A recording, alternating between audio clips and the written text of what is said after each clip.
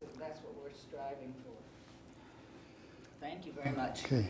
Anything further? Anything more exciting going on coming up soon? If not, we'll launch right into our program because we've gotten delayed here. Larry can tell you about his adventure tonight. But anyway, our topic tonight is the CIA interventions, as you probably know. And by the way, if anyone did not get a newsletter and would like one, I think we have a few left over here that you can pick up. And if you, if you're a new person, I'll have your address. I'll put you on the mailing list if you want, so the next time we'll send you a newsletter. So anyway, I'll just let Larry launch into this. And I think most of you here know Larry. He's been here before. Larry Teeter. Let me get this on you.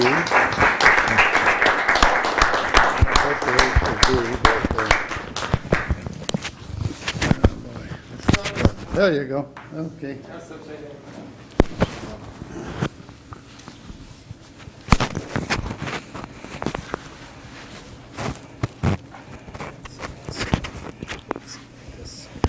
I would never have gotten it. Certainly not a techie. Well, thank you for having me. I'm going to talk to you about a CIA intervention that occurred right here in Los Angeles that is generally not discussed as a CIA intervention. But I will discuss it as such because I believe that to have been the case. I am the attorney for Sirhan Sirhan, and I want to talk to you about the assassination of Robert Kennedy. I think I've spoken to this group before about that subject. I can give you some updates that further focus on the role of the CIA in this plot, which was an intervention. It was a covert operation, the effect of which was to guarantee the election of a president, Richard Nixon, who would continue the war in Vietnam. Another CIA intervention, but that one in a foreign country at our expense. The Kennedy assassination in Dallas, 1963, spawned widespread public belief that a conspiracy was afoot. And one of the things that made that possible is that the Dallas doctors who treated the president spoke about an entrance wound in the thorax, in this part of the throat. Whereas once the military got hold of the president's corpse, they concluded that the president had been shot only from behind. It's an obvious, glaring contradiction. And given the fact that the sniper or snipers were concealed, it was a difficult matter for the establishment to lay to rest. If the establishment was going to plan a second assassination to keep the war in Vietnam going, which is what the first one was all about, in addition to keeping the Cold War going, why not plan the second one in a way that made it perfectly obvious that there was nothing mysterious about it? Why not have somebody come right out in the open and shoot the target? He's obviously guilty. There's no question. It's an open and shut case. There are no discussions about a conspiracy. Out walks Sirhan Sirhan, pulls a gun, fires. He's subdued. He's seen by a room full of people to do exactly this. When I first heard about this offense, when I was an undergraduate at Berkeley in the physics department, I thought, this is an open and shut case. That's what I was supposed to think. There was obviously nothing untoward about this, no plot here. This guy was a nut. That's what I was supposed to think. I was thinking exactly what I was supposed to think. It was very, very easy to understand. That's how everybody felt. And if somebody had told me at that point that I would one day stand before groups and into court representing this man, proclaiming his innocence, I would have thought they were out of their mind. But that's what's happened because this covert operation was very cleverly put together. It's very high risk to have an assailant put himself in a position of getting arrested. First of all, who would want to do that? And secondly, it's dangerous because if he has accomplices, as this one certainly did, they're at risk when the primary fall guy gets arrested, that he may want to start talking to save his neck. Both problems are solved if the fall guy, in this case Sirhan, is so psychologically disabled that he doesn't know what he's doing and has no memory of anything that would allow him to implicate accomplices, principals, planners, or even to establish any facts pointing toward his own innocence. That was Sirhan's position. After he was arrested, Sirhan began to speak with the prosecutor at his request, and he said in the middle of the conversation, "By the way, have I been arraigned yet?" He was so disoriented he didn't even know that he hadn't been taken before a judge.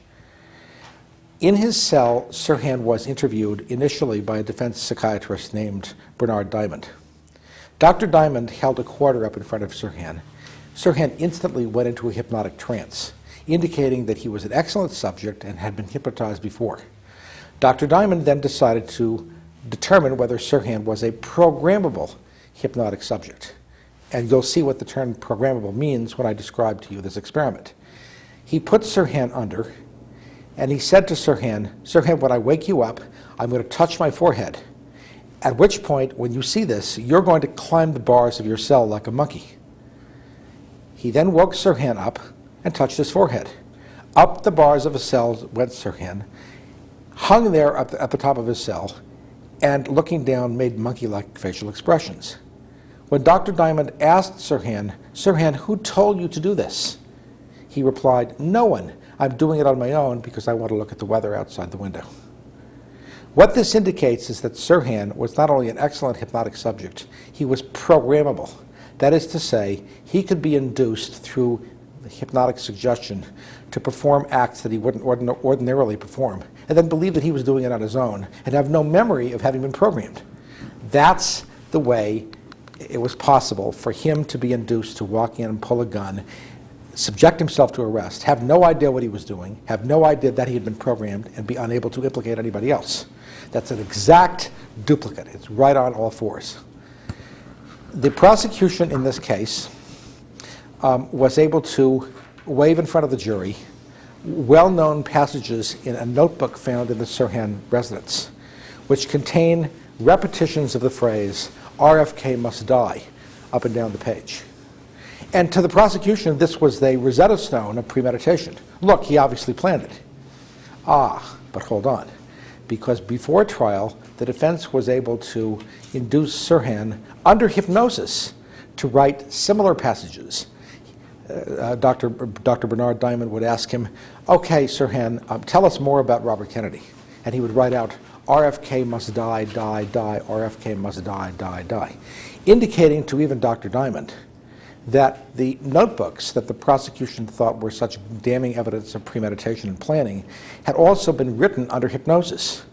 Now, if somebody hypnotized Sirhan before the crime to write out this damning evidence that would be used against him, then it's a short stretch from there to hypnotizing him to walk in and pull a gun and have no knowledge of what he was doing. Just as Dr. Diamond was able to hypnotize him into climbing the bars of his cell, making faces like a monkey, and have no knowledge that he was acting under hypnotic suggestion. So the evidence is so convincing that Sirhan was somebody who was programmed as a Manchurian candidate through hypnosis to walk in and pull a gun and then get arrested and have no memory of anything, that we have the top expert in the country in hypnosis, Dr. Herbert Spiegel, who has provided us with a declaration submitted to the court as an exhibit in which he opines professionally that that's exactly what happened in this case. Now, the jury heard none of this by way of conclusion. When Robert Blair Kaiser, the only honest person on the case, suggested to Grant Cooper, Sirhan's attorney, look, he was programmed through hypnosis, Cooper told him, "Shut up." What the jury instead heard was a conclusion from Dr. Diamond that Sirhan was a paranoid schizophrenic. And you can see what happened. There was a conviction. The prosecution was able to refute the idea that Sirhan suffered from mental illness. They were correct, he doesn't. The jury convicted Sirhan and imposed the death sentence. What's wrong with Dr. Diamond's testimony, his conclusion, is that people who are highly hypnotizable are not schizophrenics. In other words, schizophrenics cannot be hypnotized. They have a very low level of hypnotizability, and Sirhan's level of hypnotizability was very high. So the defense put on a psychiatric defense that was a fraud, that was easy for the prosecution to destroy, leading directly to a death verdict. Now, why did the defense do that? Because defense attorney Grant Cooper had been compromised by a CIA covert operation before the assassination. Before I get into a discussion of how that was done, I want to tell you a few things that are strongly suggestive of the LAPD's actual involvement in the assassination itself. Right after the assassination, the police saw to it that all the victims, and there were a number, not simply Robert Kennedy, were taken not to hospitals for immediate treatment, but to a triage center, a police clinic called Central Receiving Hospital, under the control of the LAPD. So everybody could be kept out. What happened there is that treatment was delayed for everybody, including the critically ill, the critically wounded Robert Kennedy, who could have been taken right across the street to Good Samaritan Hospital, where he ultimately wound up, and undergone emergency surgery to save his life. He was bleeding to death from a critical wound in the head, where he'd been shot from behind. They delayed treatment with respect to Robert Kennedy and everybody else. Why? Well, what did they do at Central Receiving? They took x-rays of the bullet wounds to get a bullet count. They wanted a bullet count above and beyond anything else, even if it meant delaying treatment. Now, why would they want a bullet count? Because they had to make sure that the number of bullets in victims did not exceed the capacity of the weapon that they were going to claim had been used in the assassination. Now, how would they even bother to think at that point in the case about the possibility that extra guns had been used in the crime, unless they knew in advance that extra guns had been used in the crime? How would they know that unless they were involved? They were involved. We know that because the LAPD test-fired not one, but 2 weapons as though they were recovered at the crime scene. They extracted test bullets from both of these weapons. One test firing took place later on the day of the assassination. The next one took place the following day. The second gun that they test fired belonged to a person who was arrested in Los Angeles before the assassination. That gun remained in police custody after that arrest. Think about this. The police test fired a gun that had been in police custody as though it were recovered at the crime scene. They were treating that gun, their weapon, as though it were involved in the crime. Well, pretty damning, isn't it? But the police knew that that second weapon couldn't surface. So they destroyed it in July of 1968, less than 1 month after the assassination. And when evidence about the existence of this gun surfaced during the trial, the police expert on ballistics testified falsely that the weapon was still in existence. We can prove through documentation that that was a lie.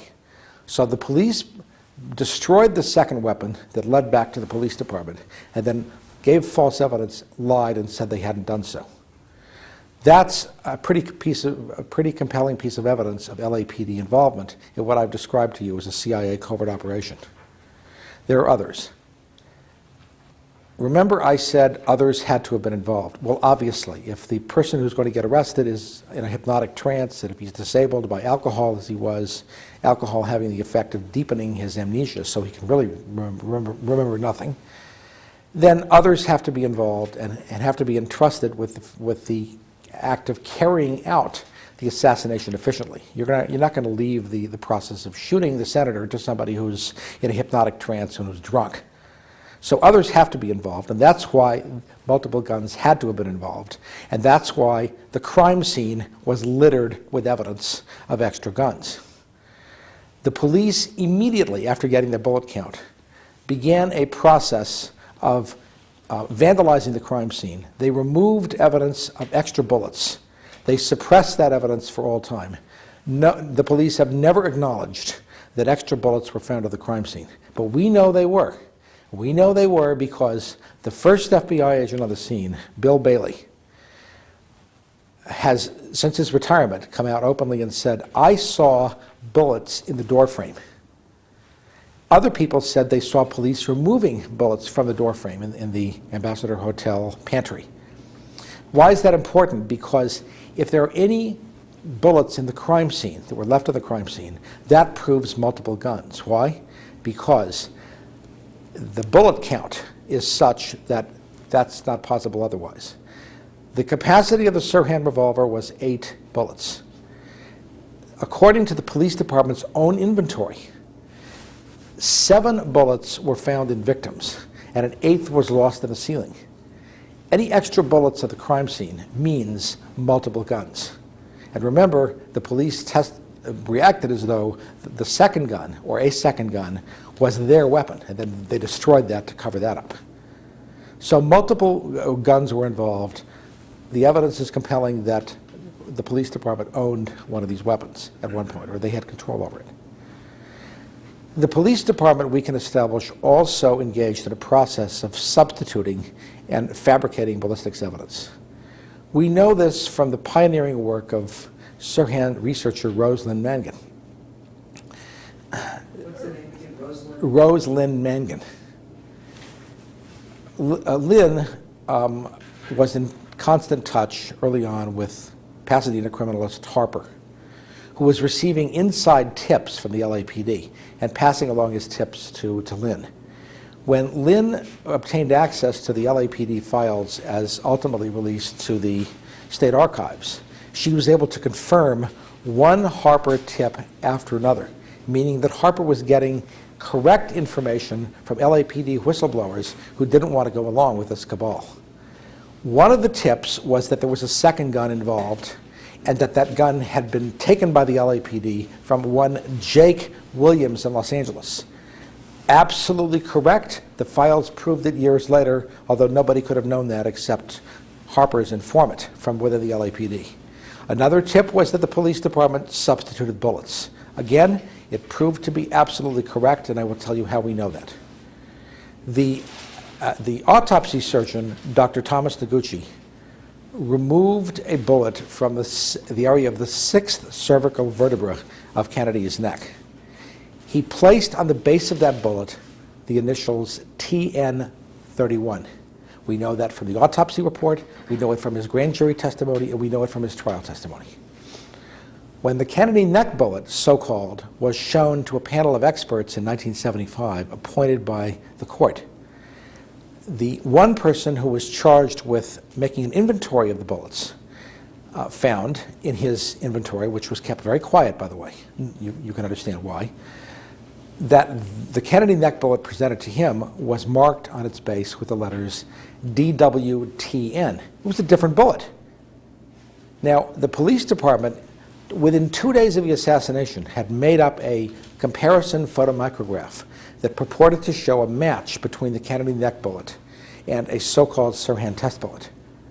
Well, what it actually showed, according to the panelists, was a match between the Kennedy neck bullet and a bullet taken from another victim, Ira Goldstein.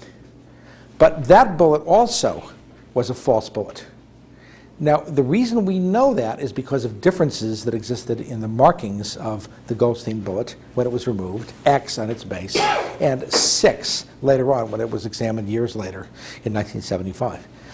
As it turns out, we have presented evidence based on Lynn's fabulous research that all of the bullets in this case were tainted. They were all fabricated. They were all the result of police falsification and invention. The reason we know the police acted so quickly is that this comparison photomicrograph was made within 2 days of the assassination. The bullets shown to the expert, the false bullets in 1975, were the same bullets that were depicted in that comparison photomicrograph, which was created within 2 days of the assassination. So what happened was that the police expert was given false evidence by people in the LAPD itself. That's a covert operation. So this is a little bit of the evidence of LAPD complicity in the crime. Now there's something else.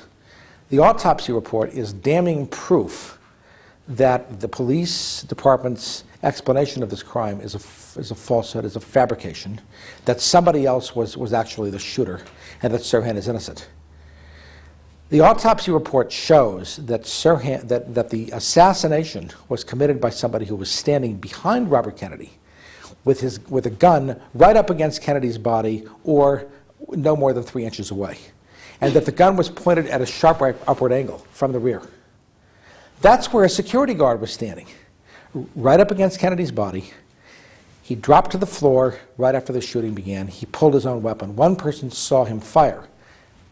that lead was dropped by the police. It wasn't explored. But in any event, he was behind Kennedy, right up against his body, and down below, right where he had to be to inflict these wounds. Where was Sirhan? He was in front of Robert Kennedy. His gun was at a distance from Kennedy of about 3 feet. The witnesses ranged from 1.5 to 5 feet, but they averaged 3 feet in their estimate of muzzle distance. And his gun was held horizontally. The autopsy report exonerates Sirhan and implicates the security guard, who was a right-winger. His name is Thane Caesar. He worked for Lockheed, a weapons contractor that stood to make billions of dollars from a continuation of the war in Vietnam, which Robert Kennedy promised to stop. He was a virulent Kennedy hater and a supporter of George Wallace. Was his gun ever checked? Well, listen to what happened. The police department questioned him on the day that the autopsy findings were available, or the next day. So they knew what the autopsy findings meant. They knew that when he admitted to being in the position that he occupied, he was in effect implicating himself. Did they say, Mr. Caesar, you're under arrest? Did they say, we'd like to look at your weapon? No, what they actually said is, you're taking an extended vacation now, are you? That weapon was never checked. It was supposedly stolen after being sold to someone out of state. Caesar lied and claimed that he had previously disposed of that weapon before the assassination. The receipt proved he didn't dispose of it until after the assassination. Did the DA's office or the LAPD do anything to Caesar? Nothing. And the cabal began because he was allowed to walk out of the pantry, even though he had a gun, and do what he could with his weapon. By contrast, the police were very diligent at the scene to make sure that photographs didn't leave the room.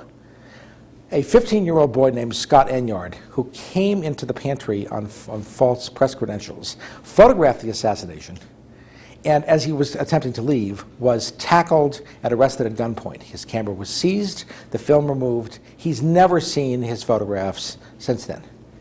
He sued and won a judgment against the LAPD, which was set aside on appeal.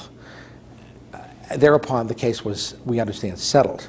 But the point is that in respect to Scott's film, the LAPD disclosed the document, which they never wanted to disclose, but it wound up in the release of the police files in the state archives in 1988, at the point at which they were available. And this document shows that within 2 months of the assassination, the police had incinerated 2,410 photographs in the LA County USC Medical Center incinerator. At that point, it was called LA General Hospital Incinerator. That was in August of 1968, done on the orders of senior LAPD personnel connected with the investigation of this crime. So the photographs got arrested. The guns walked out. Who was involved in this assassination? Let me tell you a few other facts. The autopsy report, which was so damning to the prosecution, was withheld from the defense until it was too late for the defense to do anything about it. The autopsy was conducted in June. The autopsy report, we understand, was available in September or October. So it should have been disclosed to the defense right there on the spot. In December, the prosecution was explaining to the court, we don't even have the autopsy report ourselves. Highly improbable. In February, the trial began in January. The defense still didn't have the autopsy report and wasn't asking for a further continuance. Unbelievable. The autopsy report is a critical piece of evidence in a murder case, especially in a death case, a case in which, at that time under California law, the non-shooter cannot be executed. Only after the defense improperly conceded to the jury that Sirhan shot Robert Kennedy was the autopsy report disclosed to them. And what did the autopsy report show? It showed that Sirhan couldn't possibly have shot Kennedy. Did the defense move for a mistrial? No. Now, that brings us to the subject of what was wrong with the defense attorneys, and in particular with Grant Cooper. You've heard two pieces of evidence that something was very wrong with his representation. He didn't move for a mistrial when he got this autopsy report that blew away the prosecution's case, when he got it so late that he couldn't, that it undermined a concession he'd already made to the jury that Sirhan was the assassin. And secondly, he never presented overwhelming evidence that Sirhan was programmed through hypnosis. So what was going on with this lawyer? Well, now we get into an aspect of the case that you may not have heard about before.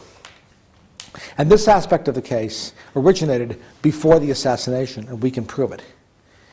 In January of 1968, a mobster named Johnny Rosselli, who was a co-defendant in the well-known Friars Club card cheating trial then underway in Los Angeles, went to Los Angeles and through corrupt means obtained illegal, secret grand jury transcripts connected to the Friars Club case, brought them back to Los Angeles, and distributed them to lawyers connected with that case. Well, the effect of which was to make sure that several extremely prominent lawyers in a big-name case were compromised before the Robert Kennedy assassination. That doesn't mean very much until later, until one of those lawyers just happens to be the one who is selected to, on a pro bono basis, represent Sirhan. Then it means a great deal, because it means the government's got their hooks into this man. Listen to how they did it. After there was public disclosure of Grant Cooper's name as the probable attorney who was going to represent Sirhan, he tried to keep it secret to avoid prejudicing his clients in the Friars Club case, his client. But after the press got wind of the fact that he was probably the one, the government found this transcript. And here's how they found it. During a lunch recess, everybody's out of the courtroom, except the prosecutor, David Nissen, and the court reporter. And as David Nissen would have us believe, what happened is the court reporter said, you know, I'm missing one of my transcripts, my transcript of the testimony of Mrs. Donato. Can you help me find it, please? And David Nissen obligingly said, sure. Well, he walked around, and one of the places he just happened to walk was defense counsel's table. And he looked at this table, and he saw the transcript of the grand jury testimony of grand jury witness Phil Silvers, one of the actors who was being victimized at the Friars Club. And he said to himself, my heavens, I haven't given this transcript to anybody. What's it doing there? What indeed? What is it doing there in plain view, staring at the prosecutor face to face, unavoidably discovered? Did Grant Cooper leave it there, or was it planted there by Rosselli, who had been a CIA operative? I didn't tell you that, did I? That's an important point. Rosselli had worked for the CIA in the early 1960s as part of the CIA's assassination plot against Fidel Castro. That's a proven fact. Nobody disputes it. He boasted about it in an attempt to improve his own legal situation. So the person who got these transcripts in Las Vegas and who was then in a position to plant them on the defense counsel's table for the prosecutor to conveniently stumble across in this purportedly inadvertent discovery was a CIA covert operations assassinations operative. He was also a gangster, then being prosecuted by the government, the utility of which prosecution was to give them leverage to get him to work for them. Apparently he did. He got these transcripts, he gave them to the lawyers, and then apparently he planted this evidence on counsel's table. That's what I believe happened, because I can't believe that Grant Cooper was stupid enough to leave a stolen transcript exposed in plain view in the courtroom while the prosecutor had exclusive access to it together with the court reporter. So there was a big grand jury investigation after this discovery. Grant Cooper was surprised. He said, I don't know anything about it. Well, I bet he didn't. I bet he didn't know anything about how this got there on his table. Even if he knew about the transcripts before, he probably was totally shocked, and his behavior shows that he was shocked. There was then a grand jury investigation. Testimony was taken. The press was in a frenzy about this because the attorney being focused upon was none other than the attorney for Sirhan. It's time, is it not, for this attorney to withdraw as Sirhan's attorney, so Sirhan is not prejudiced by all of this adverse publicity, and so that Sirhan is not being represented by somebody that the government has their hooks in, right? That's not what happened. An ACLU attorney appeared in court and vouched for Cooper and said he should continue on the case. What's going on there? That ACLU attorney, A.L. Weirin, was involved in the process of selecting Cooper. What's going on with this story about the ACLU attorney? But beyond that, and there's some interesting additional details, the court then turns to Grant Cooper and said, are we going to have any problems with your case causing an interruption in the Sirhan trial as a result of your problems in federal court. What Cooper said is, I don't think so. I've spoken with Matt Byrne, that's the U.S. Attorney in Los Angeles, and he's told me no decision has been made about my case, meaning Cooper's case. Everything's up in the air. I don't think it's going to happen. Well, what he's describing is a conversation indicative of a deal. He's being told everything's going to be okay. The judge lets him stay on the case. Cooper then proceeds to deliver Sirhan to the gas chamber.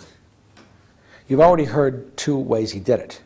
By failing to present the only defense that was available to Sirhan, which is a very compelling defense, the defense of hypnotic programming, and by not moving for a mistrial once the autopsy report was given to him, too late for him to do anything about it. The autopsy report totally refuting the basis for his concession that Sirhan was the assassin and proving that somebody else was in position and in range to have done it, but that Sirhan was innocent. A critical distinction because, as I said earlier, in a death case, the non-shooter at that point could not be executed. Cooper had an absolute duty to try to save his client's life as well as to raise a reasonable doubt about his innocence. He failed on both counts, but there's a lot more that Cooper did. Remember, I told you the bullets were tainted. At one point during a pretrial conference in Chambers, prosecutor David Fitz acknowledged, we lack foundation for the bullets. Well, that means we can't authenticate the bullets. What did Cooper say? He said, you won't have any problem about that from me. Why not? If he's more interested in convincing federal prosecutors that he deserves a great deal in his own case than he is representing Sirhan, that would explain why not. But there's something else he did that is absolutely beyond belief. There was a defense investigator named Michael McCowan, a retired LAPD officer who himself was compromised because at the time he was on federal probation after having been convicted of theft from the United States mails. Nice guy, right? Well, McCowan made an inventory of markings and inscriptions and writings in the margins and in any other portion of books comprising Sirhan's collection of books. And this collection, this inventory was purportedly complete. He wrote out a description of all markings in a book by a man named Mussey about American history. And he said, well, there are these markings and that marking and the other marking. There's nothing else there. As the trial was nearing its conclusion, Cooper waves in front of the jury the Mussey book, and he said, here in the margin is the inscription, many more will follow, next to a discussion of a previous presidential assassination in the 19th century. Then he said, ladies and gentlemen, I will avow to you that this is Sirhan's handwriting. Dr. Marcus, what does this mean to you that Sirhan wrote back in high school, as I will tell you when he wrote it? The words, many more will follow, next to a discussion of a 19th century assassination of a president. And the doctor said obligingly, it means he's been contemplating presidential and political assassinations for years. Well, is this the sort of thing that you want a defense attorney to do? No, he's prosecuting the case. He's prosecuting it on the basis of false evidence because this inscription was not included in McCowan's inventory. It was never subjected to any handwriting analysis. We believe this inscription was planted in the book as part of a cabal that included Cooper's willingness, that was symptomatic of Cooper's desire to deliver his client to the death chamber so he could save himself. The jury, not surprisingly, convicted Sirhan. After all, they had no explanation for his inscriptions in the notebooks. They had just heard from his own defense attorney that he had been writing about assassinating presidents for years. And they heard nothing to indicate that anybody else was the shooter. Well, they convicted him and delivered him to the gas chamber. Not surprising. Now, what happened with Cooper? Cooper was then indicted on 2 counts of contempt in federal court, arising out of his possession of these transcripts and his having lied to Judge Gray about the matter. What happened with his case? Very interesting. What happened with his case is that the U.S. attorney on this case, Matt Byrne, wrote a sentencing report which stated, this crime is such an affront to the administration of justice that we are not going to recommend any sentence whatsoever. Well, the trial judge drew the understandable inference that the U.S. Attorney's Office was not interested in a prison sentence. So they didn't so he didn't impose a prison sentence. He sentenced Grant Cooper to a total of $1,000 as a fine. Cooper went right on with the practice of law. Nothing happened to him, and his life was uninterrupted. There's something else that is really the coup de grace in this story. Although the government's trial memorandum in this case, in the case against Cooper, implicated John Rosselli, CIA assassinations operative, although they didn't say that, of course, in the process of getting hold of the transcripts and delivering them to these lawyers, including Cooper. Guess who wasn't indicted? Johnny Rosselli. Why not? The government was after him in this case and another case. They were really after him, according to the speeches of David Nissen, who in both an immigration fraud case and the Friars Club case fulminated vociferously against Rosselli as a dangerous person who terrorized people, who was guilty of everything under the sun, an evil demon who deserved no consideration whatsoever. If that's how they felt against him, why didn't they indict him in another case where they could get him? According to their own memorandum, he was involved in the process of stealing the transcripts. Well, the only inference I can draw is that they didn't take that action because in getting the transcripts, Rosselli was working for them. And how could they indict him for working for them unless they wanted his true role to come out as he defended himself? And Rosselli was willing to defend himself, a risk that they were not willing to run. How do we know he was willing to defend himself? Because in requesting, sometime later, in requesting a more lenient sentence in both of these cases, he submitted to the court a motion for modification of the sentence, attached to which were copies of articles that had just been published by Jack Anderson implicating Johnny Rosselli as one of the CIA's operatives in the plot against the life of Fidel Castro.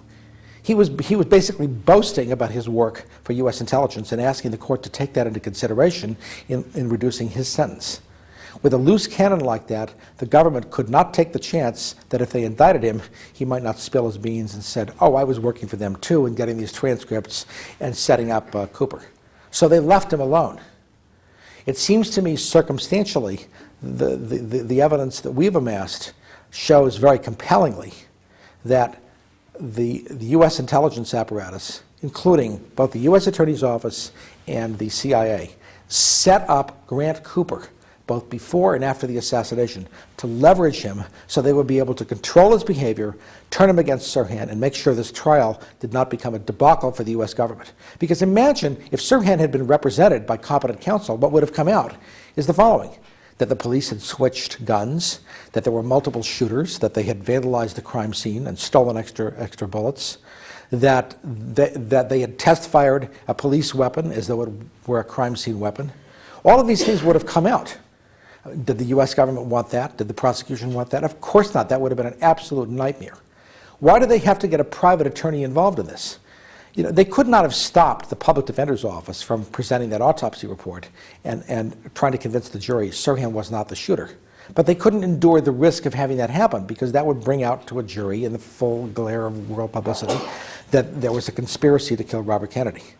So they had to get the case into the hands of a private attorney, but somebody they had their hooks into, whose behavior they could control because they had something on him that they could use as leverage.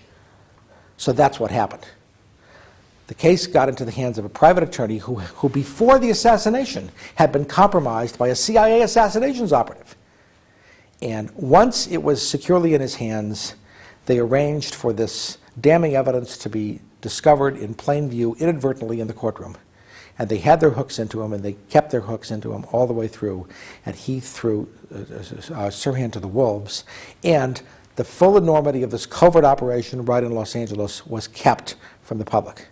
It's only coming out now because of a lot of hard work, including the spectacular research of Rosalind Mangan, and a petition for writ of habeas corpus that we filed in the state court system in 1997, which was held for 3 years by the California Supreme Court and then ruled upon in a one-sentence order. The petition is denied on the merits and is untimely. The next day we were in federal court. Our petition is now pending in federal court. The first item on the federal court's agenda in our case, which is now pending, and which raises all these claims, is a motion that I've made to recuse every judge in the courthouse. Now, why have I made that motion? The reason is that one of the judges in the courthouse is Matt Byrne. He was the U.S. attorney who wrote this wonderful sentencing memorandum involving Cooper. He was the U.S. attorney whom Cooper quoted as giving him assurances that no decision had yet been made.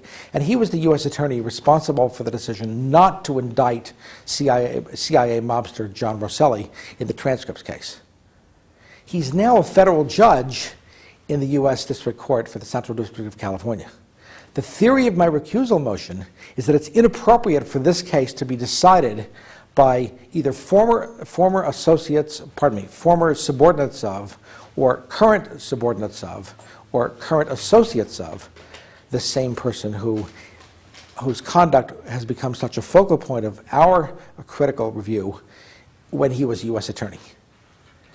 The motion to recuse was originally denied by the acting chief judge.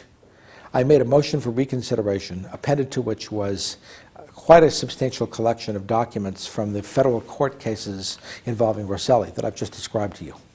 That motion is still pending. For some reason, the magistrate judge, the lower level judicial officer, then set a briefing schedule even though the motion seeks his recusal.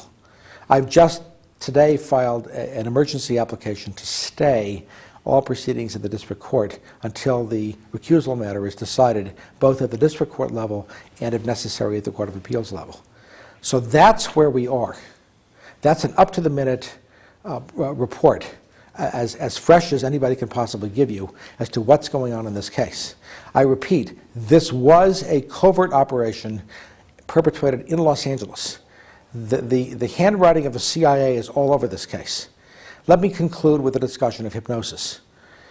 The CIA had a program called MK Ultra, through which they were able to establish that it was possible to use hypnosis to program people to commit murders for the government without knowing what they were doing, without knowing that they were doing it, and without having any memory of the programming process.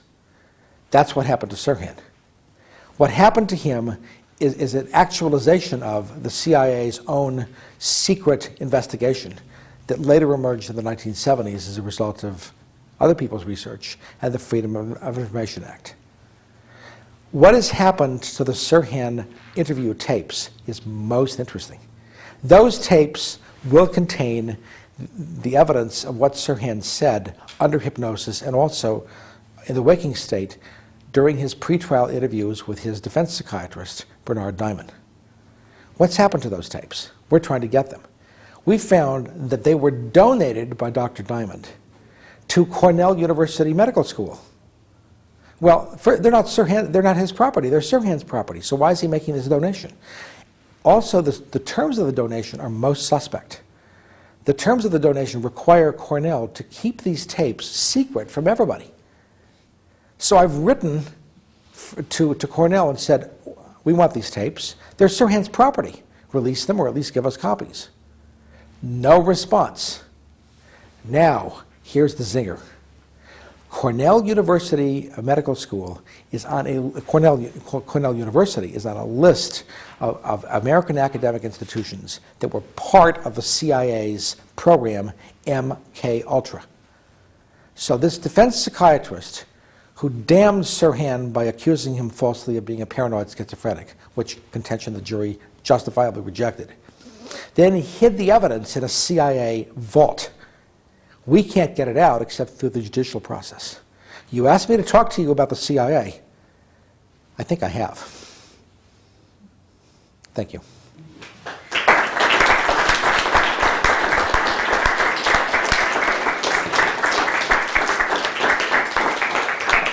Are there any questions? Yes? Considering all that CIA is available, why don't they do a more perfect job of murdering people? I mean, the CIA who manages to put something in Fidel Castro's shoes, to have his beard fall off, to change his image. And that's one. The second one, regarding President Kennedy, the Warren Commission, with members at the highest levels of government, with the blessing of the President of the United States, come up with the idea that, no, this was done by just by a single person and so on. How can that happen? How can all the country get involved in a conspiracy of that magnitude? Well, why do they leave all these trails behind them? First of all, there were many, many steps to this plot. Many people were involved. Most people who participated were used. They weren't originally part of some pre-assassination recruitment drive. You're going to do this and you're going to do that. There were a number of loose cannons. Dr. Thomas Noguchi authored an autopsy report that devastates the prosecution. He was asked by a deputy district attorney in Los Angeles whether he would like to change his autopsy report. He refused. He refused to go along with the program. That's why he produced the most devastating piece of evidence in existence, a reasonably correct autopsy report, which devastates the prosecution's theory of the case. He was a loose cannon. He refused to participate. That's one thing. The prosecutor tried to convince the judge to go along with a plea bargain, under the terms of which the case would just disappear. What they didn't count on is that this judge had a colossal ego and wanted to retire with a bang the Sirhan case. So he refused the plea bargain, even under the most bizarre terms. The result is that the case was forced to trial. The result is that there's this huge trial record and lots of documents ultimately released to the state archives as a result of a big campaign of public pressure. Added to which is that there was the Freedom of Information Act, which was amended after this assassination, which enabled people to get hold of documents the FBI never knew at the time they would have to release. So there were a number of things that happened over a period of time that they didn't know were going to happen. It means that there's no such thing as a perfect crime. This case was littered with clues, and anybody looking at the record is going to see something's wrong.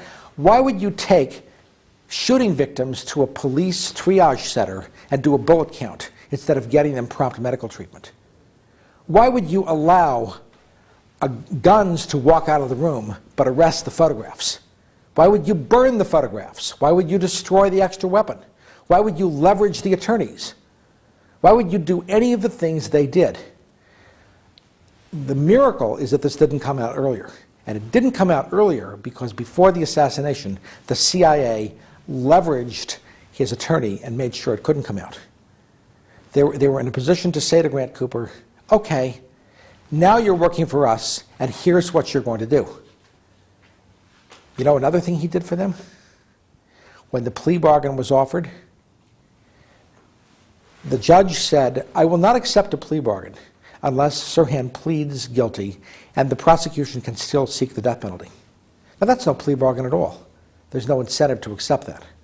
And no attorney in his right mind would recommend that. But Grant Cooper did, and he put on the record, I want the record to reflect that I advised the defendant to accept this plea bargain. Why would anybody put on the record the fact that he was guilty of such malpractice? Well, no other reason other than to show the U.S. attorney across the street that he was performing. That's right there in the transcript. That can't be hidden.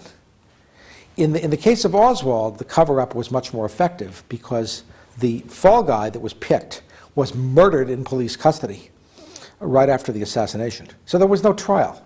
It's the trial and the compilation of a trial record and the subsequent release of over 100,000 pages of documents that allows us to say the things we're saying. In the JFK case, the cover-up was much more complete, and even there it was totally inept because of such things as the Parkland doctors saying he was shot from the front. In effect, that's what they were saying, although they didn't use those words. And the government then comes along, tries to shut that down with an official autopsy that says he was shot from behind. So all of these crimes involve proof that there's no such thing as a perfect murder. Actually, what they like to do is assassinations under circumstances in which there is no public scrutiny, no press, no judicial oversight, no judicial process. That's why they can carry them off much more effectively in foreign countries. Even there, they leave signs. The CIA would say for years that it had nothing to do with the murder of communist leader Patrice Lumumba in the Congo. Oh yeah? Well, how come he was brought into Kinshasa in the trunk of a car registered to the CIA's chief of station? Well, they have an answer for that, but it's not a very convincing answer.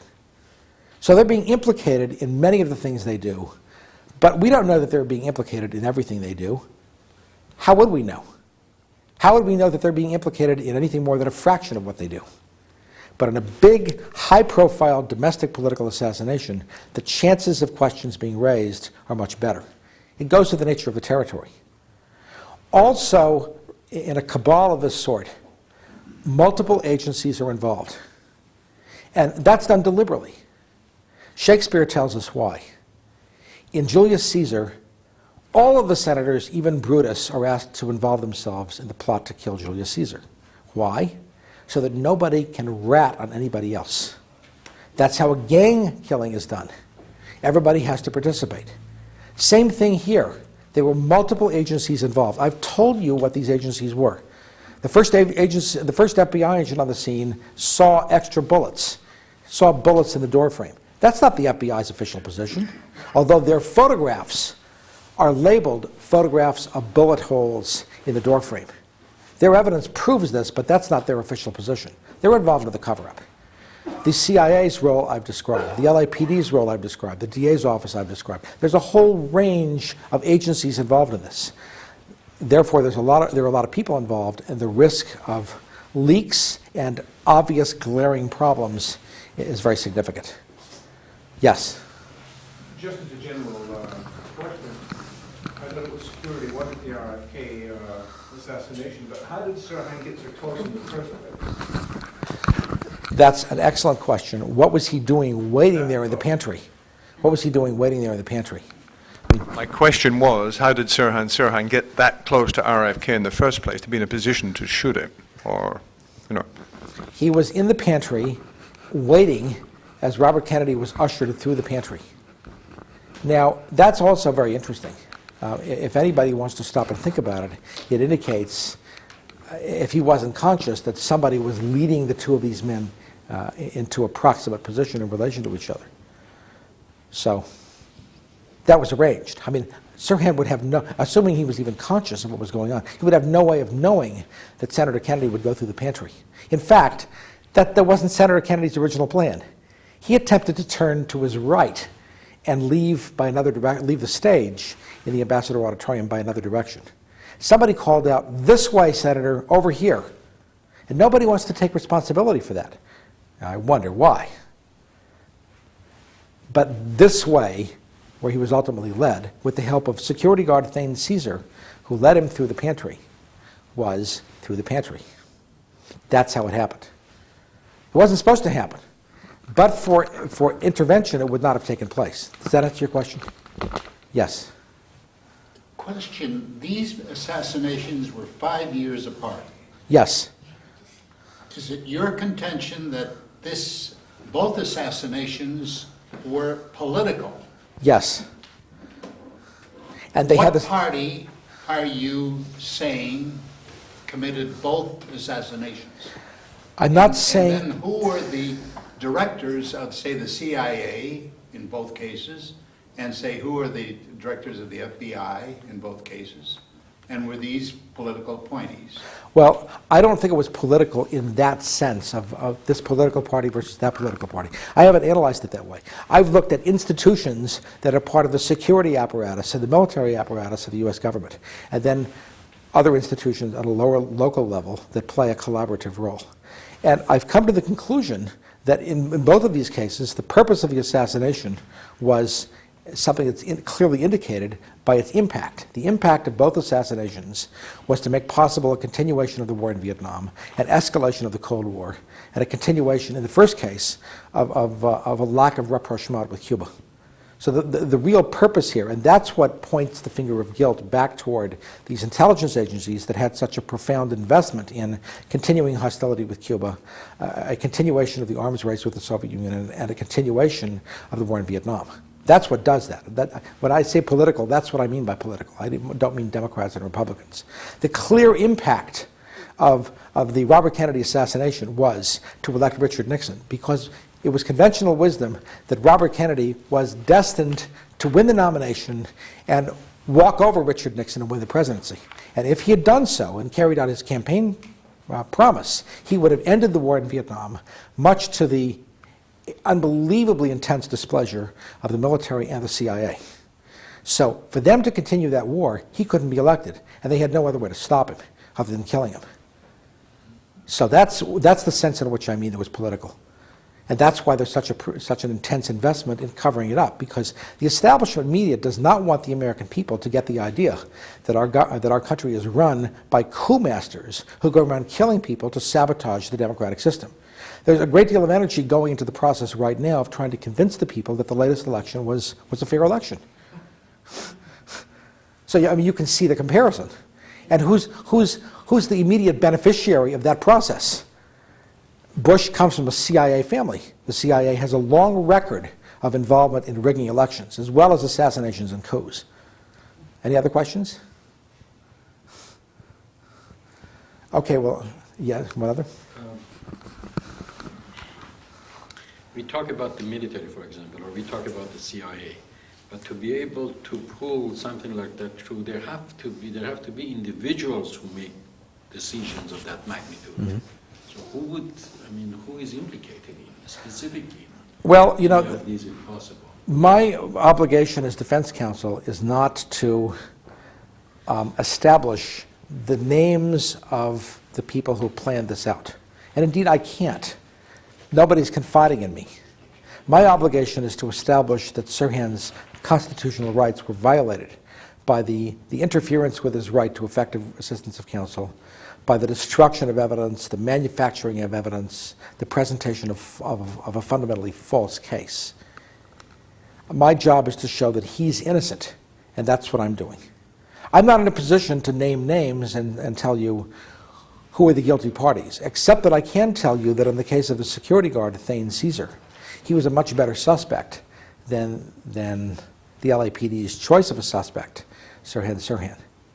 And nobody focused on him, including defense counsel. Defense counsel had a chance to present to the jury evidence that somebody else was the shooter. He didn't. I've now told you the reason he didn't. He was working off a beef from the federal court across the street. He was in no position to raise any questions that were unsettling to the establishment and would have displeased the U.S. Attorney's Office. And by the way, the U.S. Attorney's Office participated in a task force on this case. The U.S. Attorney, Matt Byrne, was a member of such task force and is on record, according to LAPD documents, as having urged that the prosecution team play hardball with the defense on discovery requests. That means that they not divulge anything more than they actually had to divulge. So the U.S. Attorney's Office was totally involved in this. The DA's office was masterminding it, but the U.S. Attorney's Office was right there behind the scenes, pulling the strings, giving input. This was an interagency cabal. It was an interagency task force. People who are experts on the Martin Luther King assassination have pointed not only to the role of the FBI in carrying out the assassination, but to the role of military intelligence in surveying the assassination scene and in trying to make sure that it would be carried out. Interagency task force. In the case of the John Kennedy assassination, evidence is overwhelming linking Lee Harvey Oswald, the official patsy, with at least 3 U.S. government intelligence agencies: the Office of Naval Intelligence, the CIA, and the FBI, for which he was a probable informant. Jack Ruby was an FBI informant. He was also a CIA operative. He was the guy the Dallas police allowed to walk into the police station and eliminate the need for any trial in the Oswald case. They couldn't afford a trial in that case. They tried not to have one here. The judge wouldn't go along with it. So their backup plan was to rely on their ability to leverage and compromise the defense attorney and make sure he wouldn't raise embarrassing questions. You know what? He didn't. Any other questions? Yes. In the case where you're acting in his defense, Yes. can Sirhan initiate a case of his own, a civil case he against the government. Thanks to Chief Justice William H. Rehnquist, he cannot until his criminal case is set aside. Then he can sue, but not until then. Any others? Yes? Kind of a three-part. Where's Caesar now? Where is he now? I think he was living, wasn't he living out in the valley at some point or some years back? He was living in the valley. Yeah. I don't know where he is now. Yeah, no idea. And the second thing is the John F. Kennedy Jr. Plane crash. Have you studied that in any depth or detail? And I was wondering if there's any connections, any suspicions there. And the third part, are you writing a book or having someone doing that at some point in the future? Or, of course, you're obviously very busy, but would you be writing about this? I'm not writing a book. I am focused exclusively on the representation of my client. I'm not involved in any book adventure, nor do I have any plans to do so. I mean, I'm not saying it's a bad idea, but I'm not doing that. My focus is exclusively on the representation of my client. And I think that that's the best thing to do. It's the most ethical thing to do. And it's the best organization of my time. As to John Kennedy Jr., I was very suspicious of that. There were several things that bothered me a great deal. The media immediately concluded that pilot error was involved even before the plane was dredged up. How would they know? Is that another rush to judgment? Also, it's of more than passing significance that John Kennedy Jr. was the editor of a magazine and in a position, if he chose to do so, to raise questions about these other cases. Beyond that, I don't know anything, and I'm not interested in speculating. What I've given you is a mountain of facts, and none of it is unsupported by facts. I've given you my conclusions, but that's based on facts, and that's where I want to stay.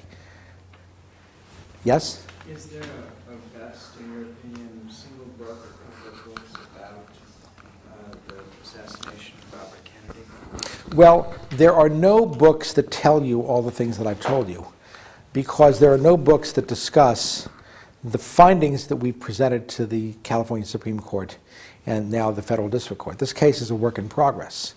There are also no books that discuss Lynn Mangan's wonderful research on physical evidence that I've summarized in a little detail here for you.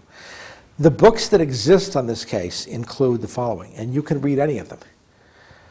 Robert Blair Kaiser wrote the first book on this case that was not written by the police. And Bob's book is called RFK Must Die.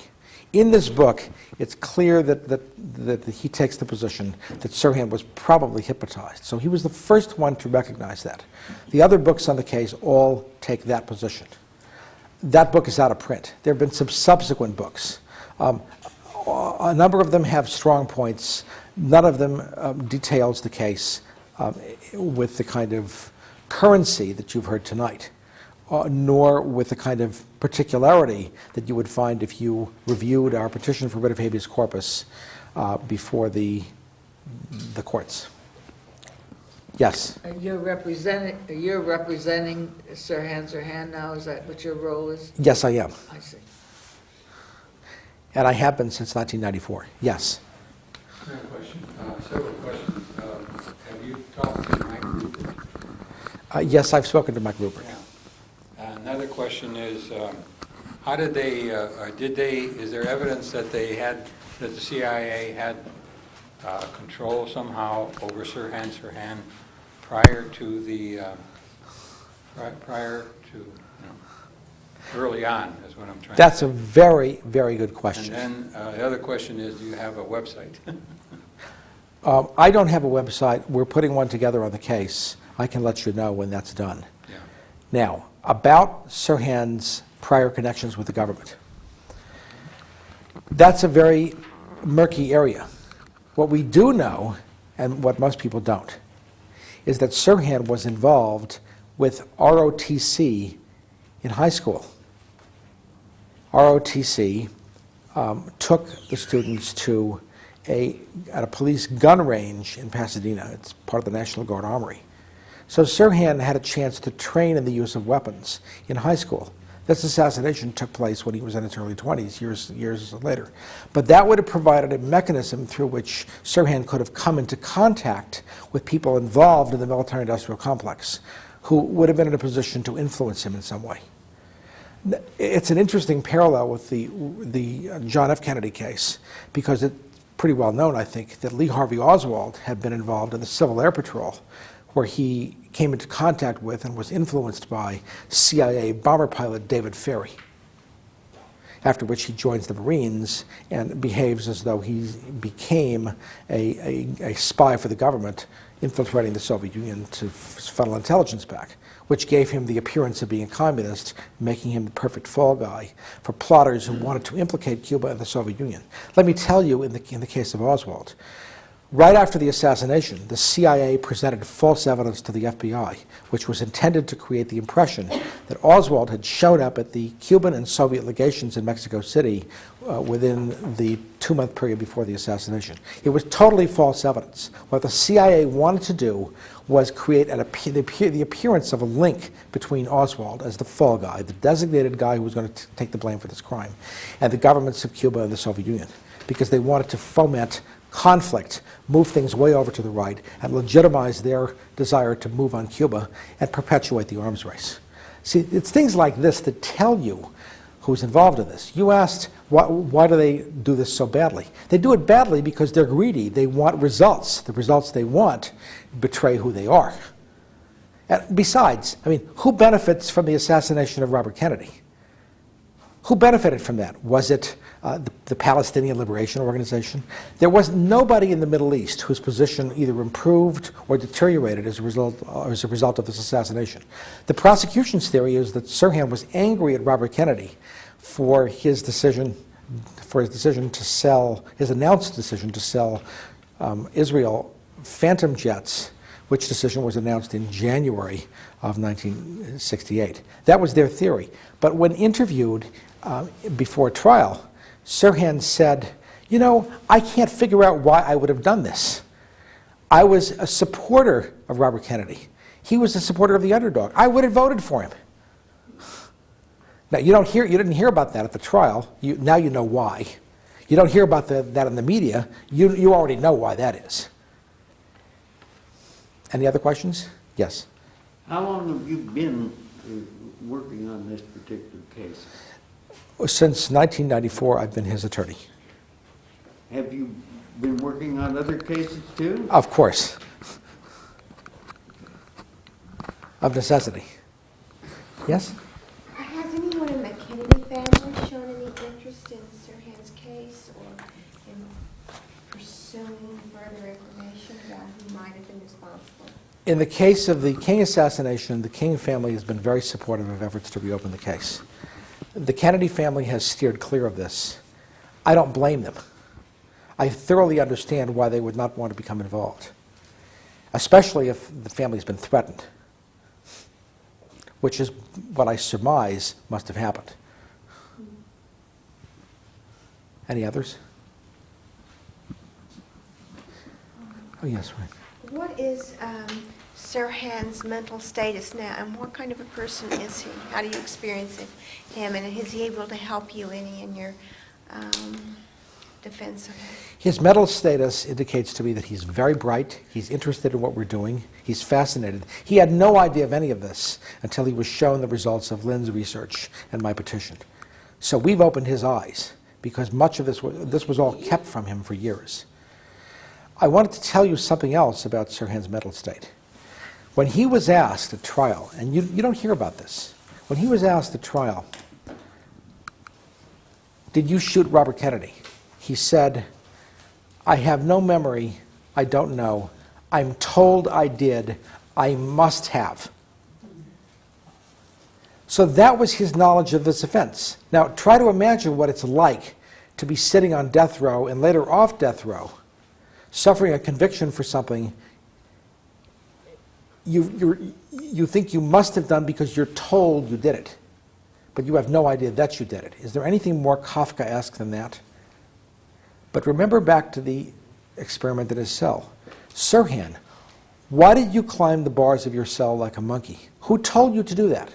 Answer, I'm doing it on my own to look at the weather outside. He has no memory of any of this. He still doesn't. His amnesia is deepening. He doesn't have a clue. He knows less about his involvement in this case than the rest of the world does. He has no memory of what happened. He was seen by others there with a gun. Imagine what that would be like, to be reviled as a monster for doing something that you're told you did, that you think you must have.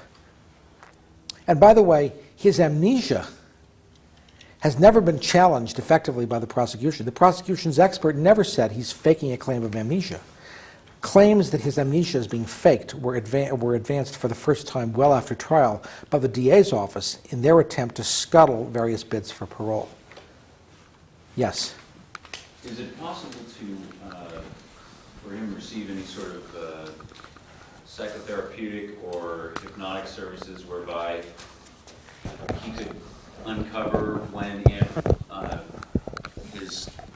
he was compromised by coerced trance states? I mean, like, was it in early childhood, or did they reach him later on? Or, I mean, something that would help bring out when this mental infiltration happened? We would like to have that done. We've asked the court, we asked the California Supreme Court, and we will again ask the district court to authorize our expert to visit Sirhan and attempt through hypnosis to recover his memory. But although that's something we would like to have happen, we're nowhere near having that happen. The California Supreme Court threw our case out summarily. Well, if that came out, then other parts of that whole thing might come out as well, right? I mean, if he was able to bring out evidence about how his mental state was compromised, then that could possibly implicate people who were involved in that program, and maybe other people who've had that done to them. That's true. Remember that when this was done to him, he probably wasn't shown a great deal that would enable him to implicate anybody. Remember that things would have been kept from him as well. So, but he wants to know what happened. He wants to remember. He's asked repeatedly, have him hypnotize me, he said of a doctor in the mid-1970s, Dr. Simpson. I'd like to know what happened. So it's not that he doesn't want to know, he wants to know. We're asking the court to allow that. We will continue to ask the court to allow that. We just haven't gotten there, at least not yet. And the other side doesn't want us to get anywhere near that. They want our case buried and thrown out. That's why I've attached such importance to the question of who decides the case. Like, who's making the decision in Florida to say the vote count has to stop? That's pretty important. Isn't there a conflict of interest there? Well, that's why I'm moving to recuse all the judges in the district, the Central District of California, who have a connection with Judge Matt Byrne, the person who, as U.S. Attorney, played such an instrumental role, along with other Justice Department people, maybe even less significant than the others did, in the process of sabotaging Sirhan's fair trial rights. The conflict of interest plays a very big role. In this case, what I've described is the way the government compromised members of the defense team and neutralized them and turned them into people who were doing the government's bidding. But you don't just see this in an assassinations trial. You see it in everyday life. You see it in presidential politics. Let me give you an example. Bill Clinton was compromised by the Monica Lewinsky scandal. The FBI was heavily involved in that process. They gave questions to the Paula Jones attorneys and told them what questions to ask. Once the information was funneled back to them, the scandal erupted. They even went so far, together with Starr's team, to ask Monica Lewinsky to wear a wire into the courthouse in an attempt to inveigle the President of the United States in a plot to obstruct justice in the investigation that they had just generated. You talk about a covert operation. That was a splendid example of a covert operation. Now, who was Ken Starr working for? He was a close associate of Jesse Helms, with links to the tobacco lobby and the military-industrial complex. What happened when the impeachment vote was about to take place? Bill Clinton, go back and look at the newspapers. You'll see a very interesting sequence. Right before the vote was taking place, Bill Clinton was on the verge, was heavily exposed to the media, saying, we've got to think about really sending troops into Yugoslavia to stop this carnage. Right after the vote was taken and he survived, he paid off. He bombed Yugoslavia. What happened on the first day of the bombing?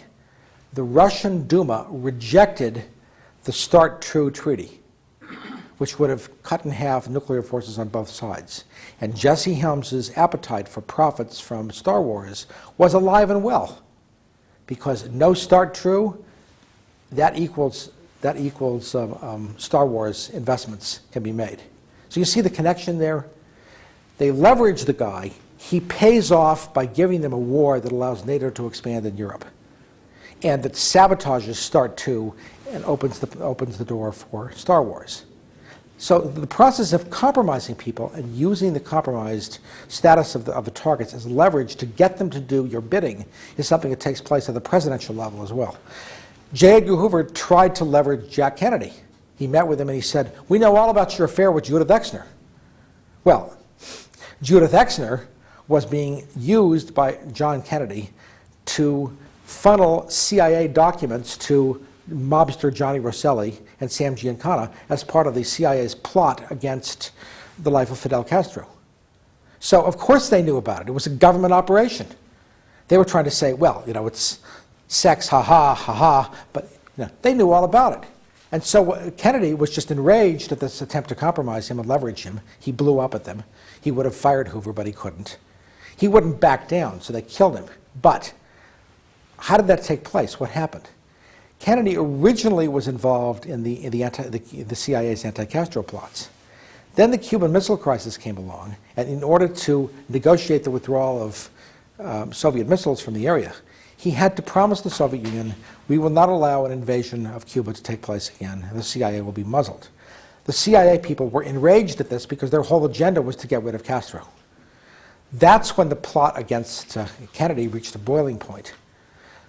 They then began to attempt to conduct a continuation of these covert CIA operations against Cuba. They had expeditionary forces that were taking off from the beaches of Florida and Louisiana. Kennedy tried to stop this. Ultimately, he instructed his brother, Robert, to instruct Hoover to arrest these rogue CIA operatives for violation of the Neutrality Act, and that is for conducting their own foreign policy. 6 weeks later, Jack Kennedy was killed in Dallas. So that's the dynamic that led to that assassination. It was all related to Cuba and Vietnam and the Cold War and the military-industrial complex and the money that comes from foreign investments, flight of capital, and the war profiteering. They wanted their money. Nothing has changed. They still want their money. What is it that George Bush plans? Star Wars. More military spending. An astronomical increase in military spending. And there's no Soviet Union. There's little North Korea. Any other questions? Yes? This is, how is Sirhan's health? If he should pass away, all this would be moot, wouldn't it? Aren't you vulnerable in that sense? Well, we're not contemplating his passing away. No, but if it gets close to where this kind of something, they'll be exposed, he'll be very vulnerable, won't he? We prefer to think about the search for truth and not about catastrophe. And he feels this way too. Yes. But let me tell you, they don't have a free hand because there's a lot of visibility on this case. Yes. You know, we do have a democracy. Why don't we eliminate the CIA? Isn't the president over the CIA? I could not agree more. That's how Jack Kennedy felt. He thought he was chief executive officer of the government. Okay, they showed him, didn't they? Mm-hmm. Well, I don't understand it. I mean, if I was the president, the first thing I'd do was I'd say no more CIA. I'm the president. Wait a minute. That's a great idea. You're not the first one who had it. Jack Kennedy said the same thing. It is pretty well known that he remarked to other members of his administration, I would like to smash the CIA into 10,000 pieces. he made remarks to the effect that he was going to abolish them or take action against them after he was reelected. But that means we don't need a president. If the CIA is more powerful than the president, more powerful than the House. Oh, the American people need the chance to conduct elections, but the government tries to undermine that. Well, you asked me to talk about the CIA, and I have. But don't think, and you don't think, but don't think the CIA restricts its covert operations to the foreign arena. They do it here. They're good at rigging elections abroad. They're good at rigging them at home. They're good at killing people abroad. They do it here too. They manipulate the press. They do it internationally and nationally. And there are many, they have a vast network of operatives and collaborators who are, for one reason or another, working for them. But we're the antidote for that. We can turn that around. Well, we're here tonight, right? Look at all the visibility that the election process has in Florida. Because people are speaking out, because organizations are demanding that something be done. You know, the average American does not believe the official view of any of these assassinations. That's the result of efforts such as these. So they haven't been able to convince people of their fairy tales. Now, it's true, we haven't been able to get the arrests of the guilty parties. We're not going to get the arrests of the people, the guilty parties. The apparatus of state is in their hands. But that's not the only victory. Let me tell you a very funny story. There was recently a rather tame documentary that was done about the case. And the documentarian then wrote to somebody I know and said, you know, I'm really angry with you because my daughters saw this film and came over and confronted me with and accused me of lying to them all these years. You know who that was? That was Buck Compton, the chief prosecutor of the Sirhan case. So he may not have to face the American people, but he at least had to face his daughters. And that's after his daughters heard only a fraction of what you've heard tonight.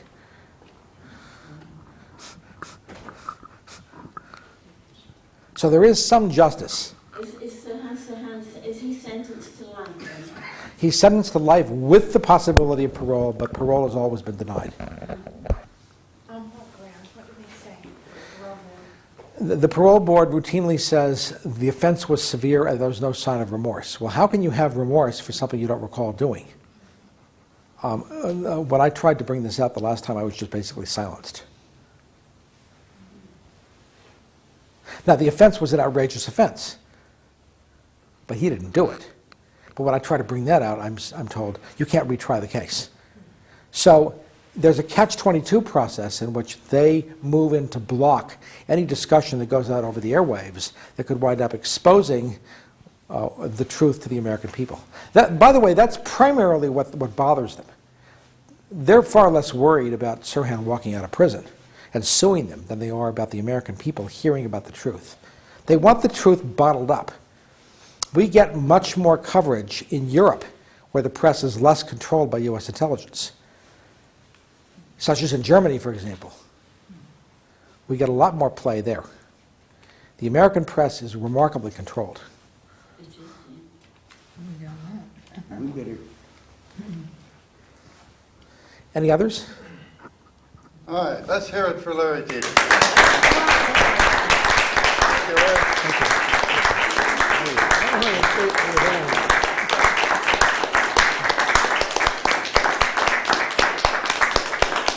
And let's hear it for you and people like you who want to hear the truth and want the truth to come out and are not going to rest until it all comes out.